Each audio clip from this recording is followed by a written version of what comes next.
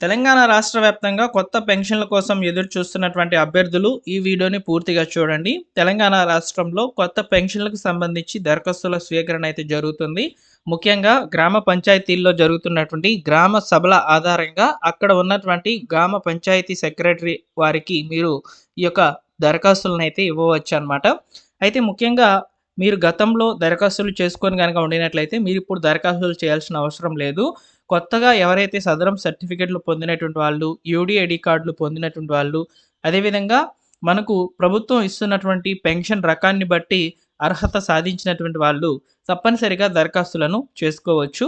అయితే వీటికి సంబంధించి అప్లికేషన్ ఫామ్ ఎలా ఉంటుంది, దాంతో పాటు ఇవ్వాల్సినటువంటి డాక్యుమెంట్స్ ఏంటి, ఇవి వీడియోలో అయితే క్లియర్‌గా అయితే ఉంటాయన్నమాట. సో వీడియోని పూర్తిగా చూడండి. ఇన్ఫర్మేషన్ నచ్చితే లైక్ చేయండి. సో అలానే ఫ్రెండ్స్, మీరు వీడియోని లైక్ చేయడం ద్వారా ఈ వీడియో నలుగురు రీచ్ అవ్వడమే కాదు, మీరు హైప్ కూడా చేయవచ్చు. హై పాయింట్స్ కూడా ఇవ్వండి. అలానే తెలంగాణ రాష్ట్ర ప్రభుత్వం నుంచి వచ్చేటువంటి పెన్షన్ల అప్డేట్స్ కొరకు మన ఛానల్ సబ్స్క్రైబ్ చేసుకోండి. ఇక లేట్ చేయకుండా డైరెక్ట్‌గా టాపిక్‌లోకి గనక వచ్చినట్లయితే, సో మీరు గ్రామ సభల్లో పాల్గొన్నప్పుడు మీరు పెన్షన్‌లకు సంబంధించినటువంటి అంటే చేయూత పెన్షన్‌లకు సంబంధించి దరఖాస్తులు గనక చేసుకోవాలి అనుకున్నట్లయితే మీరిక్కడ అప్లికేషన్ ఫామ్ అయితే చూడవచ్చనమాట.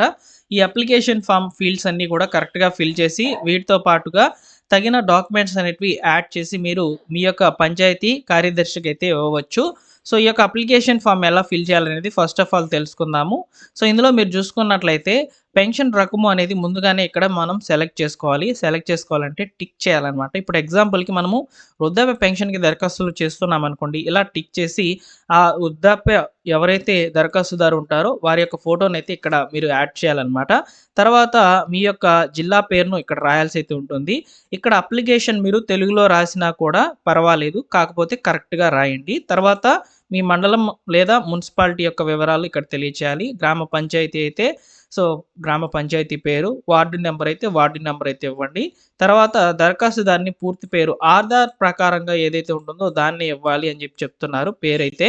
సో దరఖాస్తుదారుని యొక్క ఆధార్ కార్డు ఉంటుంది కదా, అందులో పేరు ఏదైతే ఉంటుందో దాన్ని ఇక్కడ రాయండి. రాసిన తర్వాత 12 నెంబర్లు ఉండేటువంటి ఆధార్ నెంబర్‌నైతే ఈ బాక్సులలో ఒక్కోటిగా ఇవ్వండి. తర్వాత దరఖాస్తుదారునికి తండ్రి ఉంటే తండ్రి పేరు, భర్త ఉంటే భర్త పేరైతే ఇవ్వండి. తర్వాత చిరునామాని పూర్తిగా రాయాల్సి అయితే ఉంటుంది. ఎగ్జాంపుల్‌కి ఇక్కడ మీ విలేజ్ పేరు, డోర్ నెంబరు, అదేవిధంగా మీ పంచాయతీ పేరు, మీ యొక్క పిన్ కోడ్, అదేవిధంగా మీ యొక్క జిల్లా, ఈ వివరాలన్నీ కూడా కరెక్ట్‌గా ఈ బాక్స్‌లో నీట్‌గా రాయండి. తర్వాత ఆధార్ కార్డ్ ఆధారంగా పుట్టిన తేదీనైతే ఇక్కడ ఇవ్వండి. అంటే ఆధార్ కార్డ్‌లో ఏదైతే డేట్ ఆఫ్ బర్త్ ఉంటుందో దాన్నే ఇవ్వాలన్నమాట. తర్వాత దరఖాస్తుదారుని యొక్క వయసు కూడా క్యాలిక్యులేట్ చేయాలి. ఆ డేట్ ఆఫ్ బర్త్ ఆధారంగా ఆ వివరాలనైతే ఇక్కడ నెంబర్ అయితే ఇవ్వాలన్నమాట. తర్వాత దరఖాస్తుదారుడు స్త్రీయా పురుషుల అని చెప్పి అడుగుతుందన్నమాట. సో దాన్ని కూడా ఇక్కడ మనం చూసుకోవచ్చు. పురుషులైతే పురుషులు, స్త్రీలైతే స్త్రీలు అనే దాని మీద టిక్ చేయండి. సామాజిక వర్గం అంటే ఏ కులాలకు సంబంధించిన వాళ్ళు అనే వివరాలు కూడా తెలియజేయాల్సి ఉంటుంది. టిక్ చేయండి. తర్వాత బ్యాంక్ అకౌంట్ నెంబర్ కూడా ఇవ్వాలి. అదేవిధంగా బ్యాంక్ అకౌంట్ ఉండేటువంటి బ్రాంచ్ పేరైతే ఇవ్వాలి. తర్వాత ఐఎఫ్ఎస్సి కోడ్ అనేది ఉంటుందన్నమాట. మీ యొక్క బ్రాంచ్‌కి సంబంధించి, మీ యొక్క బ్యాంక్‌కి సంబంధించి ఆ కోడ్‌నైతే ఇక్కడ ఇవ్వాలి. తర్వాత మొబైల్ నెంబర్ పనిచేస్తున్నదైతే ఇవ్వండి. తర్వాత ఆధార్ కార్డు జతపరచాలి. ఈ యొక్క అప్లికేషన్‌తో పాటు ఇక్కడ మనము ఖచ్చితంగా ఇవ్వాల్సినటువంటి డాక్యుమెంట్స్ అన్నిటిని కూడా యాడ్ చేసి తర్వాత ఇక్కడ చివర్లో సైన్ అనేది పెట్టాలన్నమాట. ఇక్కడ సైన్ పెట్టేసి ఈ యొక్క అప్లికేషన్ ఫామ్‌తో పాటు ఈ యొక్క ఆధార్ జెరాక్స్ ఎవరైతే దరఖాస్తుదారులు ఉంటారో వారి యొక్క ఆధార్ కార్డు మరియు ఫుడ్ సేఫ్టీ కార్డు ఏదైతే ఉంటుందో రేషన్ కార్డు, తెల్ల రేషన్ కార్డు, ఆ కార్డు ప్లస్ ఈ యొక్క పెన్షన్ రకాన్ని బట్టి మనము ప్రూఫ్ కింద పెట్టేటువంటి సర్టిఫికేట్ కూడా పెట్టాల్సి అయితే ఉంటుంది. ఎగ్జాంపుల్‌కి వృద్ధాప్య పెన్షన్‌కి సంబంధించి ఆధార్ పెడితే సరిపోతుంది. కొన్ని సందర్భాల్లో ఓటర్ ఐడి కూడా అడిగే అవకాశాలు ఉంటుంది. ఆ డాక్యుమెంట్ అయితే పెట్టాలి.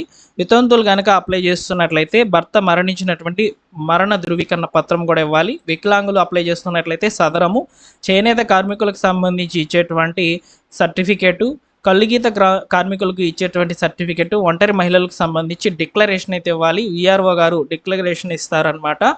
వీరు ఒంటరి మహిళలు అని ఆ డిక్లరేషన్ కూడా ఇవ్వాలన్నమాట.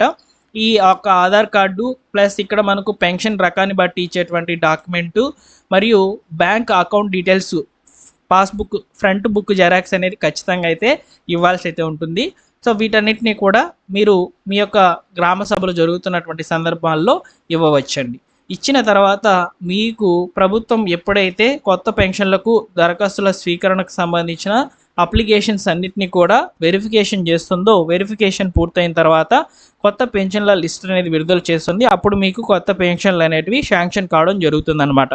ప్రస్తుతానికి తెలంగాణలో 2 లక్షల కొత్త పెన్షన్లకు అవకాశం ఇస్తామని చెప్పి బట్టి విక్రమార్క గారైతే తెలియజేశారనమాట. బడ్జెట్లో కూడా కొత్త పెన్షన్లకు అవకాశం కల్పిస్తామని చెప్పి వార్తలు కూడా వినిపించాయి. దానికి సంబంధించి కూడా బడ్జెట్ కేటాయింపులు కూడా జరిగాయన్నమాట. అందుమూలంగా ఇప్పుడు మనకు ప్రజెంట్ అయితే ఈ యొక్క అప్లికేషన్స్ అనేటివి తీసుకుంటూ ఉన్నారు. ఇక్కడ మనకు చేయుత పెన్షన్లకే కాదు, గ్రామ పంచాయతీల్లో జరిగేటువంటి గ్రామ సభలలో వివిధ రకాల పథకాలకు సంబంధించినటువంటి దరఖాస్తుల ఫారంలు కూడా తీసుకుంటున్నారు. ఒకసారి మీరు అప్లై చేయండి. ఫస్ట్ టైం అప్లై చేసేస్తుంటే నో ప్రాబ్లం. అప్లై చేయకుండా మీరు ఇప్పుడు ఎలిజిబిలిటీ కనుక సాధించినట్లయితే మీరు దరఖాస్తులు చేసుకోవాలనుకుంటే ఇప్పుడు మీరు చేయవచ్చు. ఓకేనా? సో ఇదండి ఇన్ఫర్మేషన్ ఇవాళ ఈ వీడియోలో. ఈ ఇన్ఫర్మేషన్ నచ్చితే లైక్ చేసి మీ మిత్రులకు షేర్ చేయండి. అలానే మీరు ఫస్ట్ టైం మన ఛానల్ చూస్తున్నట్లయితే సబ్స్క్రైబ్ చేసుకోండి. మరొక ఇంపార్టెంట్ టాపిక్తో మీ ముందుకైతే వస్తాను.